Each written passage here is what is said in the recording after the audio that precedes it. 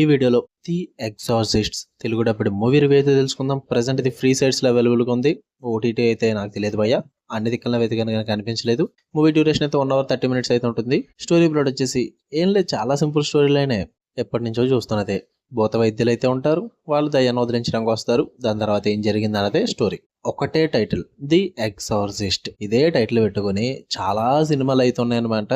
But ఏది కూడా work out అవ్వదు భయ్య, అన్ని వరస్టే. అందులోకే ఈ సినిమా కూడా చేరుతుంది. ఆ ఎగ్జార్సిస్ట్ అన్నదానికి లాస్ట్ లో ఎస్ కలిపి ఈసారి ముగ్గురు భూత వైద్యులు తీసుకొస్తారనమాట. ఒక్కడిని చూసినప్పుడే చెట్ట చిరాకు వచ్చి తట్టుకోలేకపోయాం. అలాంటి సినిమాలు ఉన్నాయి. ఈసారి ముగ్గురిని తీసుకొచ్చి అంతకు మించి కళాఖండం తీయగలం మేము అని నిరూపించారు భయ్య. అబ్బో, మూవీ అయితే లిటరల్లీ చెప్తున్న రాడ్ రంబోలా. ఎక్కడ వర్కౌట్ అవుతుంది మూవీ మీకు, స్టోరీ పరంగా కానీ, హారర్ ఎలిమెంట్స్ పరంగా కానీ, అండ్ ఆ గోస్ట్ సీక్వెన్సెస్ కానీ, అండ్ ఆ మేకప్ పరంగా, విజువల్స్ పరంగా ఇది నచ్చింది అని చెప్పడానికి అయితే మూవీలో ఏది లేదు భయ్య.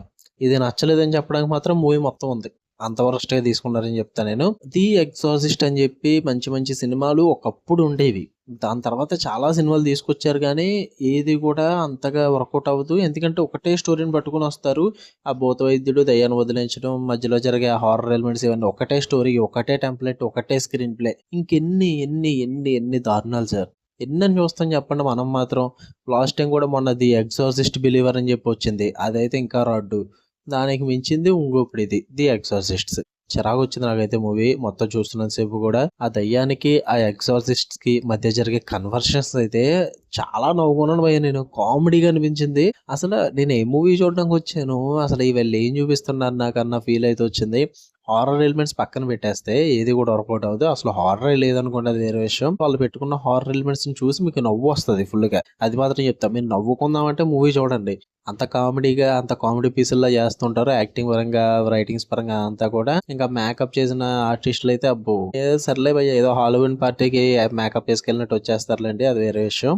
నాకైతే ఏదో ఒక హారర్ మూవీ చూస్తున్నా అన్న ఫీల్ అయితే రాలేదు. ఏదో చూసా ఇంక తప్పుద్దాం మన దరిద్రానికి అన్న ఫీల్ అయితే వచ్చింది. రివ్యూలు ఇస్తున్నాం కదా, చూడాలి కదా ఎలాంటి కళాఖండం వచ్చినా.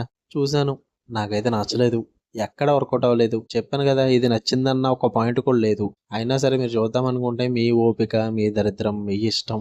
ఫ్రీ సైట్స్ అవైలబుల్గా ఉంది. తెలుగు డబ్బింగ్ అయితే అస్సలు కుదరలేదు. చాలా హార్డ్గా అనిపించింది. ఆ డైలాగ్స్ కానీ, ఆ కన్వర్సేషన్స్ కానీ, అబ్బో చాలా నవ్వుకున్నాను పోయి ఆ డైలాగులు కానీ. నాకు అస్సలు వర్కౌట్ అవ్వలేదు. మీరు చూద్దాం అనుకుంటే చూడండి, ఫ్యామిలీతో చూడొచ్చు.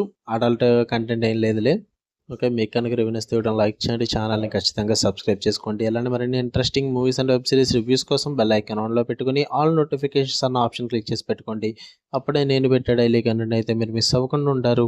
Love you all, bye.